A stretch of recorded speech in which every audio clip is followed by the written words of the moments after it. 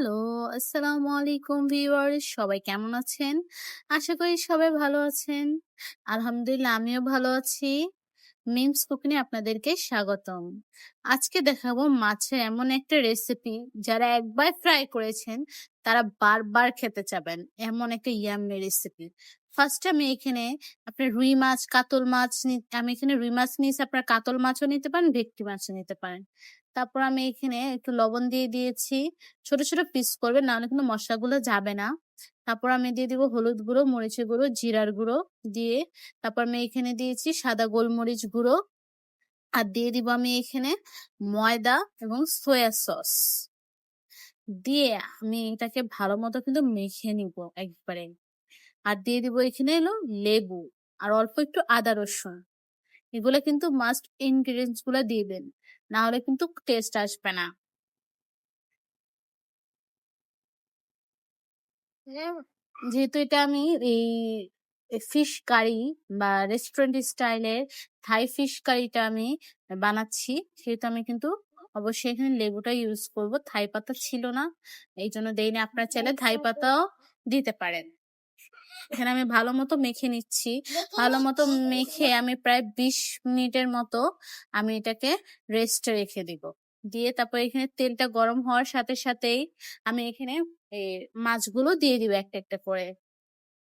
মাছগুলো ভাজা হয়ে গেলে সেই মাছের তেলেই আমি ওই কুচি করে রাখা রসুন কুচি এবং পেঁয়াজগুলো গোল গোল করে একটু বড় বড় কারি স্টাইলে কেটে নেবেন। পেঁয়াজগুলো দিয়ে দিব। পেঁয়াজগুলো দিয়ে এখন আমি ভালো মতো নেড়ে চেড়ে নিচ্ছি। নেড়ে চেড়ে নেওয়ার পর আমি এখানে এই টমেটো দিয়ে দিয়েছিলাম। এখন দিয়ে দিব হলো স্বাদ অনুযায়ী লবণ। আমি এখানে 1 চা চামচের একটু বেশি আমি লবণ দিয়েছি। 1 চা চামচের মতো আমি লবণ দিয়েছি প্রায়।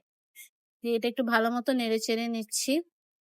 নেড়ে চেড়ে নেওয়ার পর যখন হালকা একটু পেঁয়াজটা হালকা ব্রাউন কালার হবে তখন আমি দিয়ে দিব 1 চামচের মতো 1 চা চামচের মতো লাল মরিচ গুঁড়ো এবং 1 চা চামচ মতো আমি এখানে দিয়েছি সাদা গোলমরিচ গুঁড়ো। কালোটাও দিতে পারেন, আমি সাদাটা দিয়েছি যেন কালো না হয়। তারপর আমি একটু পানি দিয়ে ভালো মতো কষিয়ে নিয়েছি।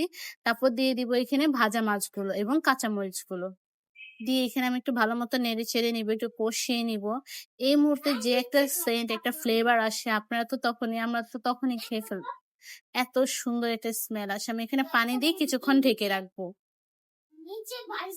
ঢেকে রাখার পর যখন এরকম বলক উঠে আসবে তখন আমি এখানে কর্নফ্লাওয়ার দিয়ে দিয়েছি। কর্নফ্লাওয়ার দেওয়ার সাথে কিন্তু আপনাদের কালারটা চেঞ্জ হয়ে যাবে, সেটা ভয়ের কিছু নেই কারণ এটা কর্নফ্লাওয়ার খুব ঠিক একটা জিনিস। তারপর দেখেন কিছুক্ষণ বলক আসার পর আমি এটা নামিয়ে ফেলছি। এবং বাসায় অবশ্যই ট্রাই করবেন, এটা আমার রেকমেন্ড থাকলো। এবং আমাকে কমেন্টস করে জানাবেন এবং সাবস্ক্রাইব এবং লাইক করতে কিন্তু ভুলবেন না। আসসালামু আলাইকুম।